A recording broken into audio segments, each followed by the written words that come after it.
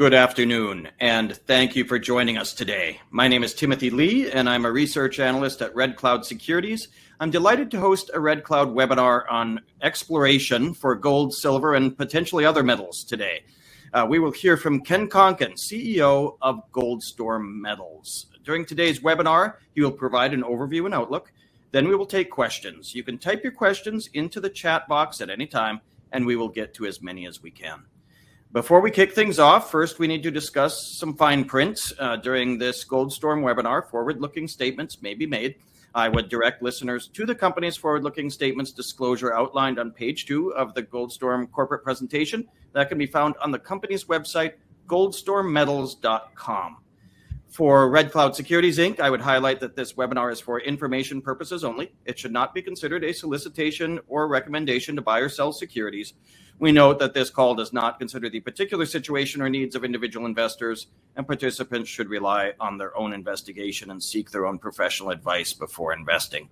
Please see our most recent research located on the Red Cloud website for specific disclosures pertaining to Goldstorm.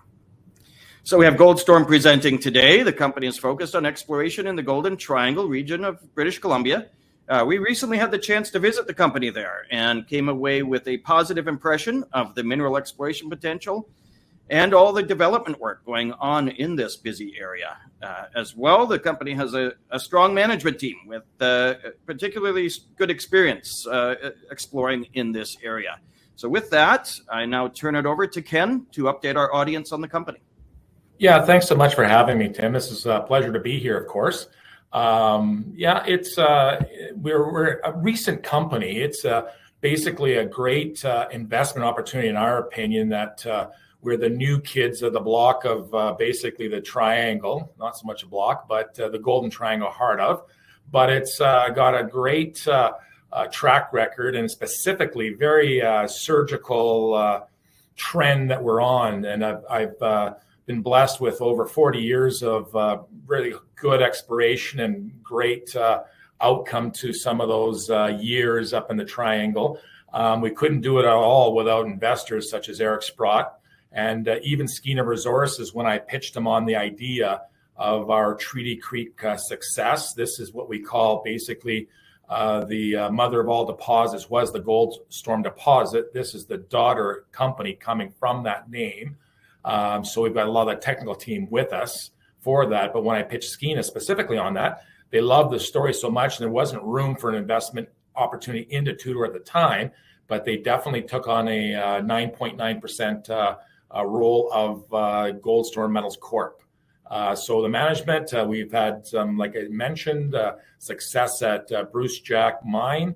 The Valley of the Kings, I was given the pleasure of naming that. In 2009 was a discovery, but 2010 we gave it the name because we hadn't really focused the attention onto that very high-grade electrum deposit.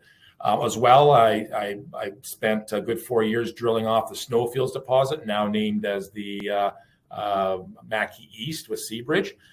And also, of course, aforementioned Goldstorm, the big elephant in the room, that monster deposit that's still open at all ends. So this is basically going to demonstrate to people what we've got. So just going back, looking at the shareholder structure of the insider element, it's just under half at 44.7, close to 45% investor held by Sprott. Tudor Holdings is the inheritance from Walter Storm, the predecessor, the ex-president who unfortunately passed away about a year ago. He's still the largest shareholder, so we hold that decision-making capacity of that stock block for his children. So that's held by the directors to guide that through to the end. We're located, as I mentioned, in the middle of the heart of the Golden Triangle, directly south of Pratium, or I keep saying Pratium, but now Newcrest. No, sorry. Now Newmont, so too many news, but very much on that trend. And Seabridge is KSM, and also north of Ascot and adjoining to the ground to Scotty. So this is very much a epithermal, hydrothermal, has some VMS signature, but more importantly, the porphyry style mineralization or intrusive related mineralization is what we're going to be going after. So we've got quite a bit of ground covered, 100% owned. As you can see, we're dead center in the lower portion of that triangle, and very good real estate. It's a drive to road access to the Electrum. Water, year-round water supply flowing right next to the property. Power, the power line just about goes overhead of us. It rips along to the north from Long Lake to the Valley of the Kings Mine. Air access, there's an airstrip that I'm now told is held by our good friends to the south of us, have that Grand Duke Tide Flats airstrip secured. Stewart has also an airstrip as well. Export facilities, great deep water port, concentrate port right at Stewart. So it's about an hour drive out of the town of Stewart through Hyder and back into Canada as you drive through the Ascot mine site. So here's a good slide showing the geological setting. So the one takeaway from this is the great success we're seeing from the Two Doors success off to the northeast of the KSM projects. There's a distinct crystalline belt that comes through that hosts intrusive related deposits that I think has a frequency that we've demonstrated is very valid. So that same frequency, that same metallogenic pendulum that swings to the north, we believe swings to the south. So the metallogenic trend, the structural trend, the geological trend, we've got a very large claim block that straps right across east-west and encompassing all of the geology from the Stuhini, Triassic Stuhini, right up to the recent. So including some of the Eskay Creek type of stratigraphy.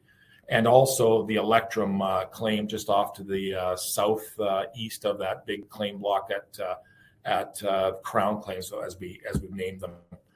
So just looking at these things one by one, we'll take you for a bit of a kind of clockwise tour, starting off with the Delta, and just give you a brief kind of a history on what each hold historically. Some of these are my samples from decades of work, essentially. The big takeaway here is it's in a sedimentary terrain, this portion of the claim, the Delta, but the big aspect was the ginormous 14 kilogram per ton silver related with gold. And definitely this is with a argentiferous type galena, very high percent lead. So lead, zinc, silver with some gold. Being prominent in the Delta claim, but directly south, if you keep coming through. This one has some VMS signatures to it. There was a discovery that we made at the Fairweather showing that had nice gold with distinct rhythmic layered banding stratified. In this photo, you can see stratified pyrite with rip-up clasts of mudstones. This is typical of what a VMS would look like in the pile. So we think we've got a great looking target. And then finally, what we're seeing as the gradation from the base metals, lead, zinc, say, with silver, gold, to the center of the core will be copper. So copper is the one thing we're looking for, the picking up as we get to the center of the core complex. So once we're in the crown, the Orion zone, this is the Orion spine that we've been focusing on. And our prospecting crews have done an excellent job of going in and expanding on previous samples. That lower 2018 chip sample was one I took before I joined the two-door, then later Goldstorm team. That was almost an ounce gold, basically an ounce gold with a bit of silver.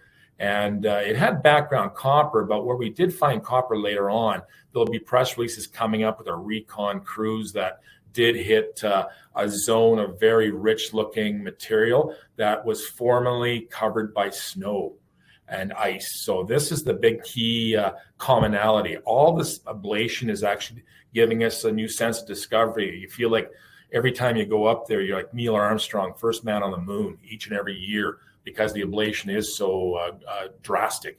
So when you look at this cross section of the geophysical, the magnetelluric section, the one takeaway is there's a very flat looking feature and separated by two very steeply inclined ones. We think, I interpret that as personally part of a thrust in the base, but separated by two high angle faults. And when you examine closely some of the distribution of all the precious metals, found on that spine on the left side of that slide, you'll see some very high-grade gold distribution all through the spine. So very nice-looking target for our frequency model for our crystalline belt. Off to the west, what we typically find here would be high-grade narrow structures, but very good grade gold is what our target will be. And again, there'll be some information coming shortly as soon as we get all of our recon in. But that's part of the intrusive package that plays a very important part of the story. And finally, of the crown claims, this is possibly the most important one, is the high claims, the high north zone. Why important? Well, because it encompasses the highest portion. So anything that will be capsulated, for example, in our work done to date, and also from Seabridge's work at KSM, our favorable horizon starts around 1,400 meters is the area. This is about 1,600, 1,700 meters. So we basically got the entire package well preserved on the high north claims. There's an alteration halo associated with these large intrusive related porphyry systems, and we believe we have exactly that on our first frequency out. So we'll be concentrating on doing some more work geophysically and mapping and alteration and geological sampling on the surface to best identify our premier priority drill targets on the high claims. But where we did start off this year is the electrum zone. This was a past producer. It actually produced a small amount of very high-grade electrum ore, 2 parts gold to 1 part silver. So when you see some of the drilling that had taken place in the about 10, 15 years ago, in this case 2006, there was 440 grams gold with about 400 grams silver. That particular case was gold, native gold with aconite. But if you look at the next intercept, this is more typical of an electrum intercept where you see about 2 parts gold to 1 part silver. So already the hint is there's more than one type of event or paragenic sequence involved. So one of the thoughts we had was exploring the electrum for potential intrusive related targets, porphyry style targets, because all of these high grade systems are typical feather veins or adjacent structures to the big pulse of metal, such as say, for example, the analogy would be Konkin North at our Konkin Gold would be the analogy to, say, the perfect storm. If you had a porphyry system, it's the high grade signature to that. Josephine Ridge, same thing to snowfields, very high grade gold, silver, typically smaller, but still something that can be a mine. I mean, Scotty is feverishly drilling off their blueberry zone and getting great success with some good through the bit gold values. Likewise, I expect some press releases showing up to be the same for us. So we had a very successful first campaign that we looked at targeting initially some porphyry systems. Then we turned our attention to the high-grade gold and silver. But the one thing to take away from here, and I didn't mention it, back at the Fairweather claim, there was also another 12-kilo hit. So you had a 14-kilo hit up at Delta, 12-kilo hit of silver at the Fairweather, and then further south, over 20 kilos here on surface, and with almost 3 ounces gold. Very dramatic mineralization indeed. So 3-4 pulses, and the big one was a bulk metal or a 3.5 ton cut through a 5-meter vein that was shipped off, and they had 2.82 gold with over half a kilo silver, but 2% lead zinc. So now you've got your base metals, you get your high grade, super grade gold with super grade, basically aconite, and then you've got your electrum pulse as well. So all of a sudden, you now have 4 pulses, distinct pulses of mineralization to contend with at the electrum. So when we examine where we did our first drilling, there's actually the white drill pad to the lower portion of that claims in the midst of all these veins. This was the first target we attacked, and we actually thought we'd actually get some bulk mineage type of target. That was the intent before that. So you will see again a press release that'll address that. and give some value to that thesis that I think did the right thing. Moving forward, looking at these other targets, well, these are specifically at high grade gold, silver with ancillary lead, zinc, and potentially maybe deeper in the system some copper. But copper typically would be back at the Orion is what we'd be actually concentrating our search for. But let's just take a closer look at what this trend signifies. So when I mentioned the crystalline belt coming through from the treaty off of the Khyber Red Line, the Triassic-Jurassic boundary, that's not so important as the structure. That structure, that thrust fault structure that we call TTF1, Treaty Thrust Fault 1, is probably related to the entire self-threats package, the self-threats series of thrusts, and there are several. Mitchell Thrust is part of that. But that keeps running right through the Frank Mackey. That's the Frank Mackey Glacier that our Orion claims actually center.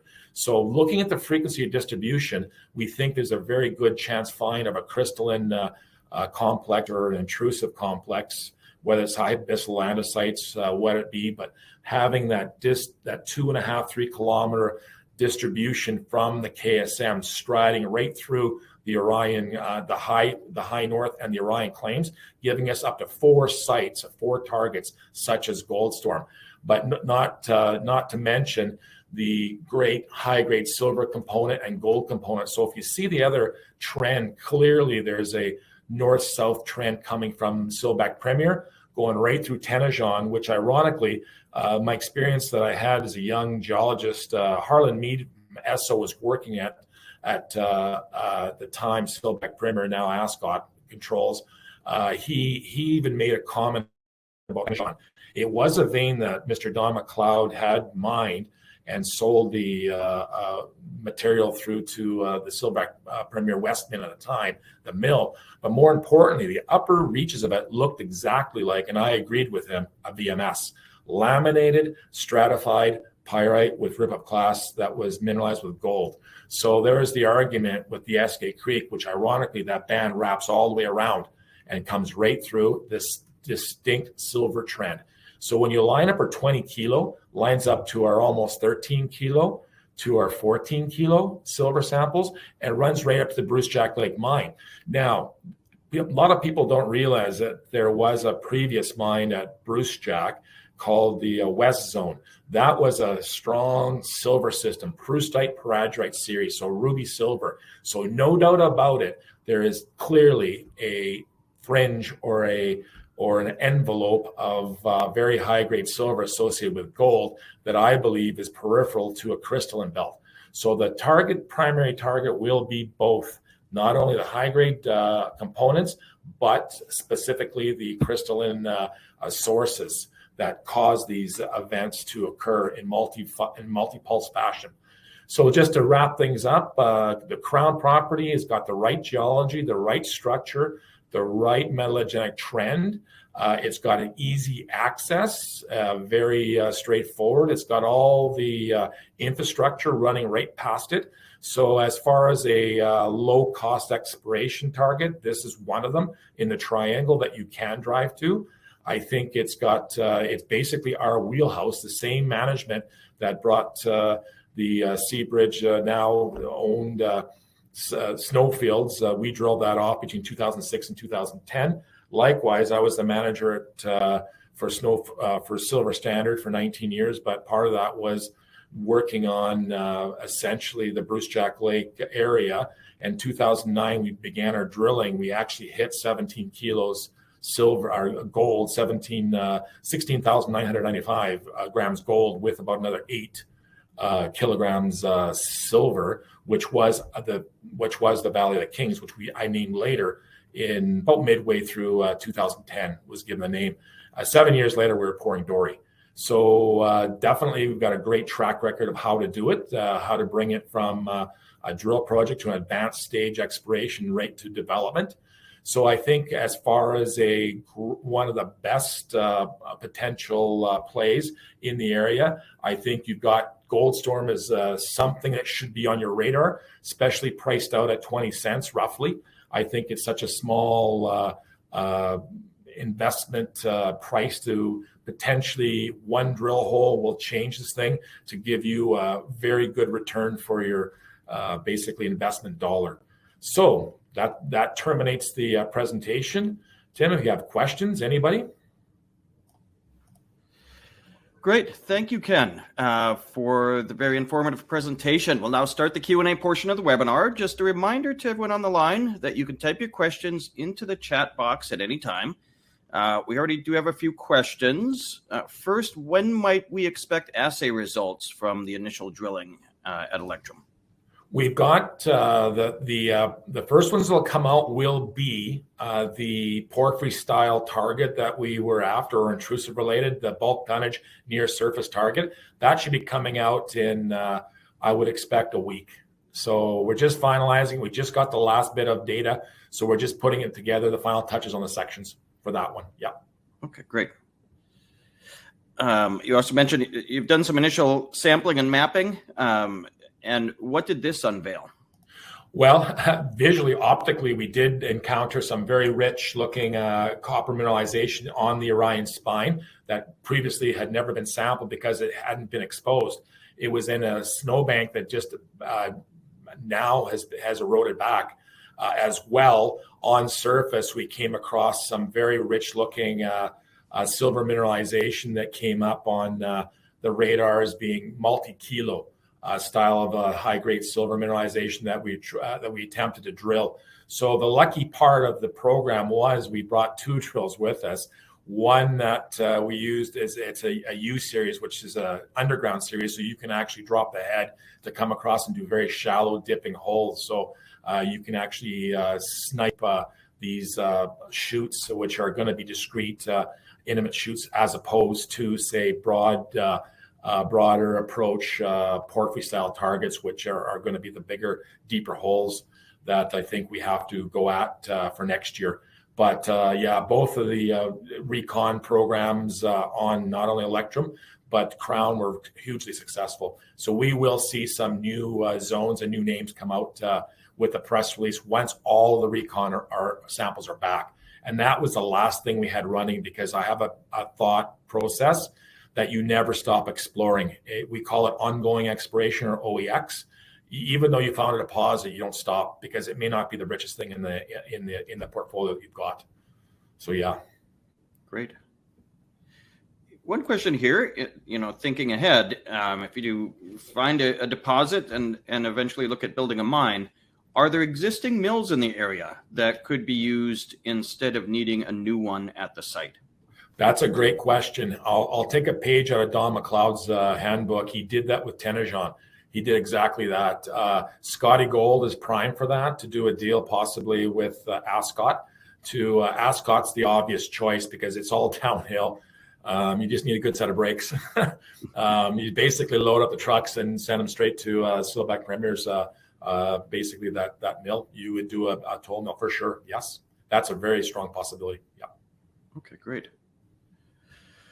One question, ever popular: how much cash do you have, and how long will that last with your current plans? Well, I'm happy to say we didn't run out of money. We have money to keep going in the new year, but I think what we'll be looking at is, once we test the waters and see what response we have in the markets due to our news, we'd like to see if we have a positive environment to potentially do a raise. So I think we'll be looking at that. Obviously, to go back and drill, we're going to need one of the best questions I ever had posed to me was a fund manager in Toronto, and he said, if I gave you $10 million, would you take it? And I at the time said no, because I had to know what the first $1.5 million did to justify spending the next for every one good hole you need 6 more holes to expand that. I said I would need to prove out this first $3 million program or $1.5 million program, which we have done, I think. So I think we're now looking for a much larger raise going forward for 2024. So yes, I don't want to be too cryptic about it, but we do have our alliance of Skeena out there at 9.9. In the contract, they cannot be diluted past 5%. So definitely there'll be sources of money coming at us from various sectors, including a really great set of friends of mine from First Nations. So we're making room on the agenda for taking notes of who wants to come in at what levels, for sure. Yeah. Okay, great. And speaking of First Nations, can you give us an update on First Nations relations in the area, and do you have agreements in place? Yeah, we have. We've signed the required documentation. That's mostly in this case we respect all the First Nations, and there's always gray areas of covering. So what we do is we typically go to the groups and offer our services in off season as training sessions for geotechnical programs, so that they can export that skill abroad. So yeah, so definitely we've done the consultation with Skikalmaka. This is outside Tahltan, but we definitely have workers that do work for us from that Tahltan First Nations, as well as Nishka and Gitxsan and Gitnao, all of the groups that are primary stakeholders. The issue with First Nations is there's just not enough to go around for everybody, because there's so many mines in the area. There's ample work available for everyone. We're trying to recruit to try and populate the centers, like repopulate the town site of Stewart, which used to have a population of 2,000 back in the day when Westman was a going concern at the end of the 70s and Grand Duke was just finishing. So it's now down to like 400 people. So we'd like to see it bolster back. So clearly, alongside with helping First Nations helping us, I think it's more important to look at the overall northern community health and trying to get it back to where it used to be. So that's our big push. And we use the services, the goods and services from town sites like Stewart, just because we know that they need to, get something from this, benefit for everything, from everybody. Great. And given that it's a fairly busy area in the Golden Triangle, have you been able to get a hold of drills, experienced drillers, helicopters, and other things you need for exploration? Yeah, that was a tough one. That's a great question, because something in the world has happened, has been a reset somehow. Getting really great experienced drillers was difficult, but we were really fortunate to get import drillers. Corp did an excellent job for us. They had some very experienced people, very good foremen in local guys, but they did bring in people from abroad, from South America, Mexico, and they've been with us for several years, working from our experience that we've gained from from Tudor Gold Corp at Treaty Creek, as well as all of our, we call them intellectual property, but our geos that are really well versed with our basically our Goldstorm model and other models in the area. So yeah, we draw on a lot of, we've been fortunate, I've been so fortunate so far to have first-class drillers and basically first-class support from Yellowhead Helicopters. I thank, big shout out to Scotty Gold, Bradley Rourke's crew for help sharing their camp from Castle Camp, Marion Fox with the Castle Group, that actually allowed us to pull off a very safe and economical field program this year. Great. Following up on that, what is your approximate drilling cost per meter? Oh, that's a great question. It's a lot cheaper than Tudor's, because we're not going down past a kilometer. I would be willing to say it would be around $420. I would be willing to gamble something like that. Our helicopter bill was very small compared to what I thought it would be, but let me wait and see and add up what the final tally is. We just got our last billing in. It may be lower. I'm kind of leaning on Bradley Rourke's number there, and I think it's very similar terrain, similar style, similar camp. In the past, it used to be 330. You can say goodbye to that number.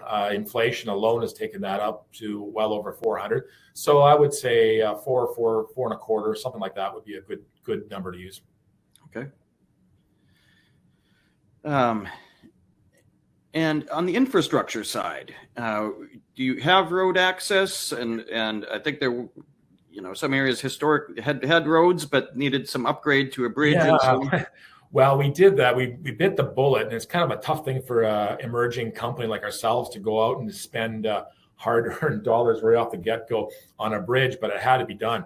So we put in a very, very skookum, very sturdy bridge that we take the plates out so we don't have a chance of it being washed out or collapsed by snow loads. But we don't see those heavy snow loads anymore, so that's not in my worry list. It's more of the heavy spring, basically thaw of these ice fields and snow fields that now have epic ablation rates that cause a lot stronger runoffs in the spring than we anticipated before.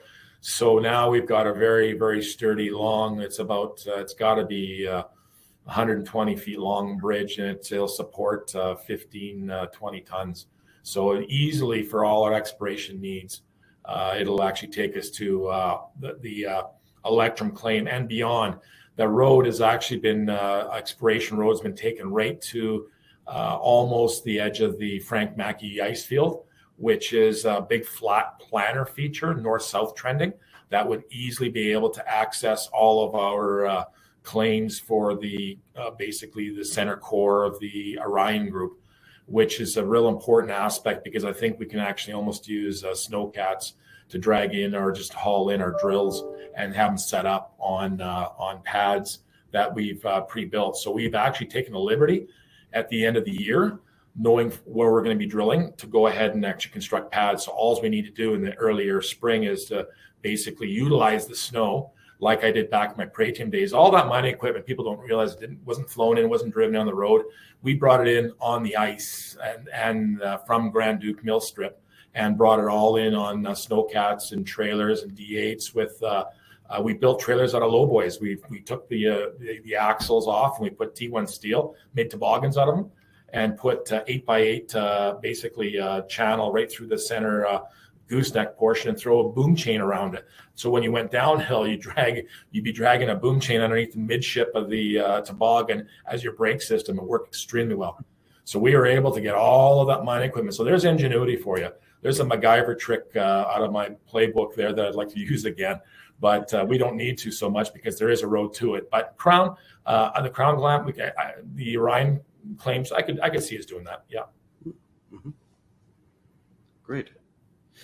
We do have one question. Now, this is kind of maybe thinking too far forward, but you have obviously at an exploration stage. But we did have one ask about the timetable toward like a feasibility study. But what, I guess more broadly speaking, what is the plan and kind of the steps that you're looking to take over, let's say, the coming year or two?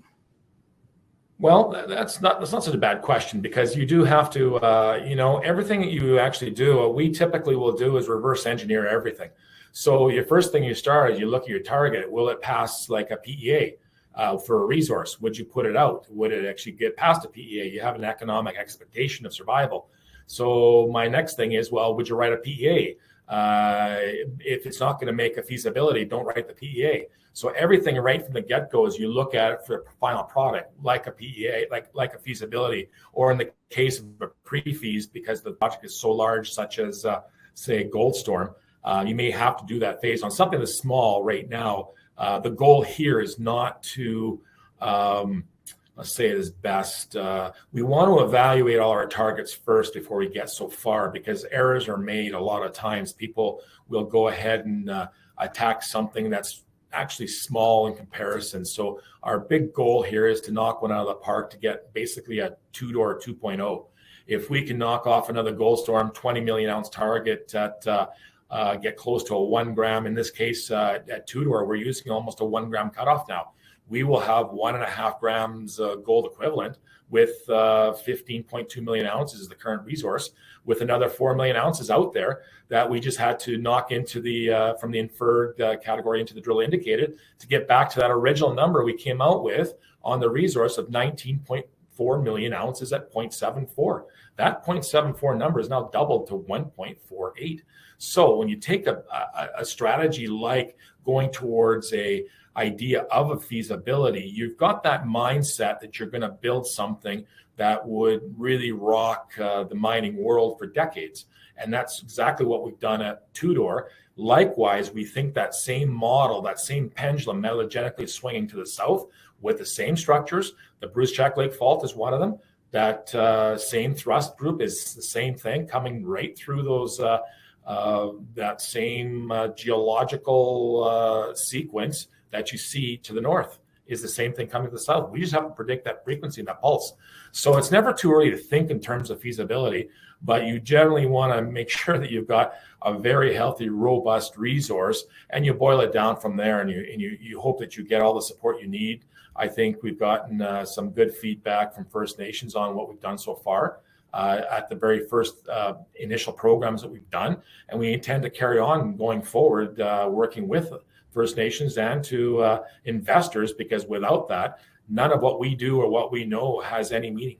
So yeah, I think it's going to be a good, hopefully prosperous year for Goldstorm Metals Corp going forward. Great. Great. I think that's all the questions we have. I guess just to review, what news would we expect to have from Goldstorm over the coming weeks and months? Okay, great. So we're going to definitely, as mentioned, the latest samples that came in were the final recon, because typically we want to do the recon rate as late into September as possible, which means your best ablation of all your ravines, all those are exposed, all your north-facing structures have your maximum exposure to give us your best shot at exploration. So all those samples have just been submitted to the lab. We've completed all the drill holes on site, so you'll be seeing a series coming out. First two will be the bulk tonnage target that we had to the south is the first one on the deck. Then after that, there'll be the high-grade ones coming out the following weeks once we get the lab analysis. And ironically, we're in competition with ourselves, because our lab is choked full of samples from the previous drilling, or the drilling that's going on at Treaty Creek. So not only was there 6 drills there, we have the 7th here working away. So hopefully they can boil it down to getting all the results out before all releases will be done in November, December, I would think. Great. Great. Well, I'd like to again thank Ken Konkin from Goldstorm Metals for presenting today. And thank you everyone on the line for tuning in. Just a reminder, Red Cloud Securities will be back Thursday afternoon when our webinar series continues, with Silver Viper Minerals presenting Thursday, September 28th at 2 p.m. Eastern Time. Have a great rest of your day.